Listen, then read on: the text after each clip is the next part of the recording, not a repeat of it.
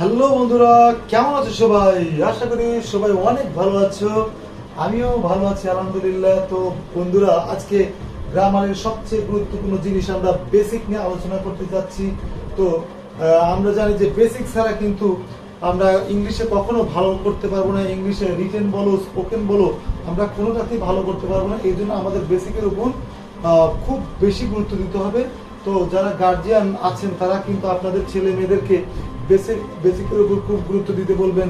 যেমন first of speech, তারপর হচ্ছে টেন্স, তারপর হচ্ছে সেন্টেন্স, ভয়েস, এগুলোর উপর কিন্তু গুরুত্ব দিতে হবে। বিশেষ করে হচ্ছে ভোকাবুলারি ছাড়া কিন্তু ইংলিশ অনেক কি অর্থহীন অথবা দুর্বল। আমরা যখন কথা বলতে যাবো অথবা লিখতে যাবো, আমরা যদি আমাদের মাথার মধ্যে ভোকাবুলারি না আসে, তাহলে সেক্ষেত্রে কিন্তু আমরা ইংলিশ কোনোভাবে শিখতে পারবো না। তো ওয়েলকাম টু এভরিবডি। তো চলো, আজকে আমরা মূলত গ্রামারের দুটা জিনিস, দুটো কিন্তু হেল্পিং ভার্ব এবং দুটোই কিন্তু মেইন ভার্ব হিসেবে অনেক সময় ব্যবহৃত হয়। তো হ্যাড এবং ওয়াজ এর ব্যবহার সম্পর্কে জানবো। তো আমরা জানি হ্যাড এবং ওয়াজ কিন্তু দুইটাই পাস্ট টেন্সে ব্যবহৃত হয় বন্ধুরা। তো প্রথমে আমরা হ্যাড এর ব্যবহার শিখবো, তারপরে আমরা ওয়াজ এর ব্যবহার শিখবো। দুটোর অর্থই হচ্ছে ছিল। তো কখন ছিল অর্থে হ্যাড ব্যবহৃত হবে, কখন ছিল অর্থে ওয়াজ ব্যবহৃত হবে, তো চলো আমরা শিখে নিই। তো দেখো, কারো অধিকারে কিছু ছিল এরূপ বুঝাইতে কিন্তু আমাদের কি ব্যবহৃত হবে? আমাদের কিন্তু হ্যাড ব্যবহৃত হবে। যেমন আমার একটা কি ছিল? বাড়ি ছিল। I had a house. আমার একজন বন্ধু ছিল। I had a friend. তো এরকম যদি কোনো কিছু অধিকারে থাকা বোঝায়, তাহলে সেক্ষেত্রে কিন্তু আমরা হ্যাড ব্যবহার করব। আমরা ভার্বকে কাক অথবা কাদের দ্বারা যদি প্রশ্ন করি, তাহলে সেক্ষেত্রে আমরা যদি উত্তর পাই, তাহলে সেক্ষেত্রে কিন্তু আমরা হ্যাড ব্যবহার করবো। যেমন এখানে পজিটিভ অ্যাডজেক্টিভ, কাদের ছিল? তাদের ছিল। কার ছিল? তার ছিল। কার ছিল? আমার ছিল। এরকম যদি অ্যান্সার আসে, তাহলে সেক্ষেত্রে আমরা কিন্তু হ্যাড ব্যবহার করব। কিন্তু আমরা যদি বলি যে আমি ছিলাম, কি ছিলাম, তাহলে এই ক্ষেত্রে কি, কখন, কোথা দ্বারা প্রশ্ন করলে আমরা যদি উত্তর পাই, তাহলে সেক্ষেত্রে কিন্তু ওয়াজ ব্যবহার করবো। তো চলো আমরা প্রথমে হ্যাড এর ব্যবহার শিখবো। আচ্ছা, যেমন এখানে একটা বাংলা বাক্য আছে, তার একটা সুন্দর শার্ট ছিল। He had a nice shirt. তার একটা সুন্দর শার্ট ছিল। তাহলে এক্ষেত্রে কিন্তু শার্টটা তার মালিকানা ছিল বা শার্টটা তার অধিকারে ছিল, এরকম বোঝাচ্ছে। এই জন্য আমরা কিন্তু সাবজেক্টের পরে কি বোঝাচ্ছি? আমরা কিন্তু হ্যাড বসাচ্ছি। তাহলে কার ছিল বন্ধুরা? তার ছিল। কার ছিল অথবা কাদের ছিল? তার ছিল। তাহলে এই ক্ষেত্রে হি মানে কিন্তু এখানে কিন্তু সে ছিল না, এখানে কিন্তু হচ্ছে তার ছিল বন্ধুরা। এখানে কি কার ছিল? তার ছিল। কিন্তু সে ছিল বলতে তো হচ্ছে ওয়াজ ব্যবহৃত হবে। তো সেক্ষেত্রে আমরা পরে জানবো। আচ্ছা, আমাদের অনেকগুলো গাভী ছিল। তাহলে সেক্ষেত্রে দেখো ইংলিশটা হবে কেমন? We had many cows. আমাদের অনেকগুলো গাভী ছিল। তো এরকম ভাবে আমরা আরো সেন্টেন্স বানানো শিখবো। যেমন আমাদের কি ছিল? আমাদের অনেক জমি ছিল। We had a lot of lands. আমাদের অনেক জমি ছিল। হ্যাঁ, তারপরে কি? তার একটা সুন্দর কলম ছিল। He had a nice pen. এরকম তুমি সেন্টেন্স গুলো বানাইতে পারো। তারপরে আমরা শিখবো হচ্ছে, দেখো, তো হ্যাড কিন্তু এরকম ছিল অর্থে অথবা মালিকানা থাকা বা অধিকারে থাকা অর্থে কিন্তু হ্যাড বসে। তারপরে আমরা শিখবো, চলো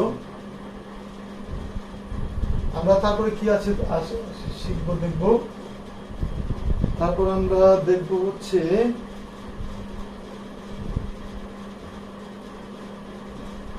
কি আছে, দেখি যে ওয়াজ মানে হচ্ছে ছিল। এটা কিন্তু পাস্ট ইন্ডিকেটিভ টেন্সের ব্যবহৃত হয় অথবা পাস্ট কন্টিনিউয়াস টেন্সে হেল্পিং ভার্ব হিসেবে ব্যবহৃত হয়। আচ্ছা, আমরা ওয়াজ কখন কখন বসাবো? দেখো, যে কেউ নিজে ছিল সেরূপ অর্থে। যেমন সে একজন ডাক্তার ছিল, সে একজন স্টুডেন্ট ছিল। তাহলে হি ওয়াজ এ স্টুডেন্ট। সে ছিল, কে ছিল? নিজে ছিল। হ্যাঁ, তাহলে কে দ্বারা প্রশ্ন করলে আমরা কিন্তু এই ক্ষেত্রে কি করতেছি? আমরা কিন্তু ওয়াজ বসাচ্ছি। কোথায় কিছু ছিল এরূপ বোঝাইতে কিন্তু ওয়াজ বসে। কোথায় কিছু ছিল, আর হচ্ছে কেমন ছিল, এরকম অর্থে কিন্তু ওয়াজ বসে। যেমন দেখো, অর্থাৎ ভার্বকে কে, কেমন এবং কোথা দ্বারা প্রশ্ন করলে সেক্ষেত্রে ওয়াজ বলবে। আমরা কিন্তু হ্যাড আর ওখানে কিন্তু আমরা বলছিলাম যে কার দ্বারা প্রশ্ন করলো অথবা কাদের দ্বারা প্রশ্ন করলো, আর এখানে ভার্বকে আমরা কে দ্বারা প্রশ্ন করব, আর হচ্ছে কোথায় ছিল এরকম দ্বারা প্রশ্ন করব এবং কেমন ছিল এরকম দ্বারা প্রশ্ন করবো। তাহলে প্রথম উদাহরণটা দেখো বন্ধুরা, সে একজন ডাক্তার ছিল, হি ওয়াজ এ ডাক্তার। তো সে একজন ডাক্তার ছিল, এরকম ভাবে তুমি আরেকটা সেন্টেন্স বলতে পারো, সে একজন শিক্ষক ছিল, তাহলে হি ওয়াজ এ টিচার। সে একজন নার্স ছিল, শি ওয়াজ এ নার্স। এরকম ভাবে আমরা বলবো। সে একজন কি ছিল, সে ইয়াং ছিল, হি ওয়াজ ইয়াং। এরকম ভাবে আমাদের কি করতে হবে, সেন্টেন্স তৈরি করা শিখতে হবে। তারপরে কি ছিল বন্ধুরা, তাহলে এখানে কিন্তু আমরা ভার্বকে কে দ্বারা প্রশ্ন করছি বন্ধুরা, কি দ্বারা প্রশ্ন করছি, কে দ্বারা, যেমন হু। সে একজন ছিল, কি ছিল, কে ছিল, একজন ডাক্তার ছিল। তাহলে ভার্বকে কে দ্বারা প্রশ্ন করলে আমরা সেক্ষেত্রে কিন্তু ওয়াজ ব্যবহার করব।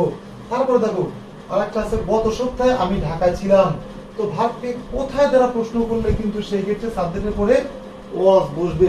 ভার্বকে কোথায়, যেমন I was in Dhaka last week, আমি গত সপ্তাহে ঢাকা ছিলাম, আমি কোথায় ছিলাম, ঢাকা ছিলাম।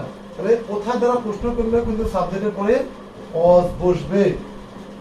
এরকম আমি আরো বলতে পারি যে তারা গত সপ্তাহে দিল্লিতে ছিল, they were in Delhi last week.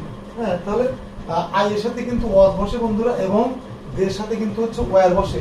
তো আমরা মূলত ওয়াজ দিয়ে শিখতেছি, ওয়াজ দিয়ে শিখি আমরা মূলত হচ্ছে first person singular number, third person singular নাম্বারের বেলায় কিন্তু সাবজেক্টের পরে ওয়াজ ব্যবহার করি, আর বাদ বাকি সব ক্ষেত্রে কিন্তু ওয়ার ব্যবহার করি। তাহলে দেখো আমরা এটা কিন্তু শিখলাম। এখন আমরা শিখবো হচ্ছে আমাদের বাড়ির সামনে একটা বাগান ছিল। তো আমরা এখানে ভার্বকে কোথায় দ্বারা প্রশ্ন করলেও কিন্তু সেই ক্ষেত্রে সাবজেক্টের পরে ওয়াজ বসবে। আমাদের বাড়ির সামনে একটা বাগান ছিল, তাহলে সেই ক্ষেত্রে কিন্তু এটাকে আবার এখানে আরেকটা জিনিস আসছে, সেটা কিন্তু হচ্ছে দেয়ার। তো এটা কিন্তু ইন্ট্রোডাক্টরি দেয়ার বলে, কারণ এখানে স্থান বোঝালে সেখানে হচ্ছে দেয়ার বসে বন্ধুরা। তাহলে there was a garden in front of our house, আমাদের বাড়ির সামনে একটা কি ছিল, বাগান ছিল। তাহলে এই ক্ষেত্রে আমরা কি বলতেছি, ভার্বকে কোথায় দ্বারা প্রশ্ন করলে যদি উত্তর পাওয়া যায়, তাহলে সেই ক্ষেত্রে আমরা সাবজেক্টের পরে ওয়াজ ব্যবহার করি। আচ্ছা, তারপর আরেকটা দেখো, মাই কি আমি শৈশবে অনেক মোটা ছিলাম, I was very fat in my childhood, আমি আমার শৈশবকালে অনেক মোটা ছিলাম। তাহলে ভার্বকে হাউ দ্বারা মানে কেমন দ্বারা প্রশ্ন করলেও কিন্তু আমরা সাবজেক্টের পর ওয়াজ দিব।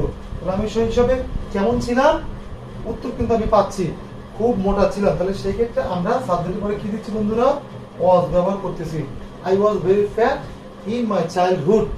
তো আমরা মূলত এগুলো কিন্তু এখানে মেইন ভার্ব হিসেবে ব্যবহৃত হয়েছে। তো হেল্পিং ভার্ব হিসেবে ওয়াজ এবং হ্যাড এর ব্যবহার আছে। আমরা চলো এখন শিখবো হ্যাড এবং ওয়াজের ব্যবহার কিন্তু আছে হেল্পিং ভার্ব হিসেবে। তো চলো আমরা এখন সেগুলো শিখবো। আচ্ছা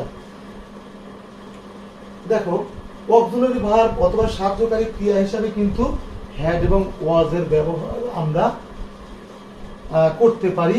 তো যেমন পাস্ট পারফেক্ট টেন্সের হেল্পিং ভার্ব হিসেবে হ্যাড এবং পাস্ট কন্টিনিউয়াস টেন্সের হেল্পিং ভার্ব হিসেবে কিন্তু ওয়াজ ব্যবহৃত হয়।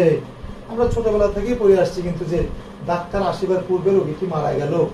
তো অতীতকালে দুইটা কাজ সংঘটিত হবে, একটা হচ্ছে আগে সংঘটিত হবে আর একটা হচ্ছে পরে সংঘটিত হবে। তাহলে দুইটা কাজ যখন সংঘটিত হবে, অতীতকালের যেটা প্রথমে সংঘটিত হবে সেটা কিন্তু হচ্ছে পাস্ট পারফেক্ট টেন্স, এবং যেটা পরে সংঘটিত হবে সেটা কিন্তু হচ্ছে পাস্ট ইনডিফিনিট টেন্স।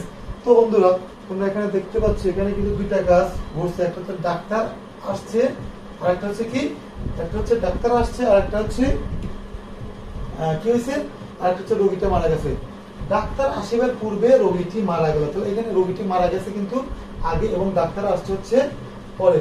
তাহলে সেই ক্ষেত্রে আমরা চলো দেখি ব্যবহারগুলো শিখে আসি। এটা ডাক্তার যেহেতু রোগীটা যেহেতু আগে মারা গেছে, তাহলে সেই ক্ষেত্রে কিন্তু আমাদের এটা কিন্তু পাস্ট পারফেক্ট টেন্স হবে। তাহলে পাস্ট পারফেক্ট টেন্সের হেল্পিং ভার্ব আমরা এখানে কি দিচ্ছি, হ্যাড দিচ্ছি। তো এখানে বলছিলাম যে হেল্পিং ভার্ব হিসাবে অথবা অক্সিলারি ভার্ব হিসাবে আমরা পাস্ট পারফেক্ট টেন্সে হ্যাড ব্যবহার করে থাকি। দ্য পেশেন্ট হ্যাড ডায়েড, আমরা জানি যে হ্যাড এর পরে যখন ভার্ব আসে তখন কিন্তু V3 অথবা পাস্ট পার্টিসিপল ফর্ম হয়ে যায়। তারপরে এখানে বিফোরের পরে যেটা আসতেছে সেটা কিন্তু হচ্ছে পাস্ট ইনডিফিনিট টেন্স V2 বন্ধুরা। তাহলে ডাক্তার আসিবার পূর্বে রোগীটি মারা গেল। আচ্ছা, আমি যদি আরেকটা এরকম বাক্য বলি যে আমরা এই স্টেশনের পৌঁছানোর পূর্বে ট্রেনটা ছেড়ে দিল, তাহলে সেক্ষেত্রে ট্রেনটা কিন্তু আগে ছেড়ে দিয়েছে। আমরা কি বলবো? The train had left before we reach the station, এরকম হবে বন্ধুরা। তাহলে আমরা এরকম ভাবে আরো শেখার চেষ্টা করবো। আমরা এখন বলতে পারি যে আমি সেখানে যাওয়ার পূর্বে সে স্থানটা ছেড়ে চলে গেল। হ্যাঁ, আমি আসার পূর্বে সে সেখান থেকে চলে গেল। এরকম তোমরা এবং অবশ্যই বানানোর চেষ্টা করবা। তারপর দেখো কি, যখন সে আসলো আমি তখন একটা উপন্যাস পড়তেছিলাম। এটা কিন্তু ওয়াজের ব্যবহার, হেল্পিং ভার্ব হিসেবে ওয়াজের ব্যবহার। আমরা জানি ওয়াজ ওয়ার কিন্তু হচ্ছে পাস্ট কন্টিনিউয়াস টেন্সে হেল্পিং ভার্ব হিসেবে ইউজ হয় বন্ধুরা। তো যখন আমরা যেমন বাংলা বাক্যে এসেছে তেছিলাম, তেছিলে, তেছিলেন এরকম ব্যবহার করি, তাহলে সেক্ষেত্রে কিন্তু পাস্ট কন্টিনিউয়াস টেন্সে হয়।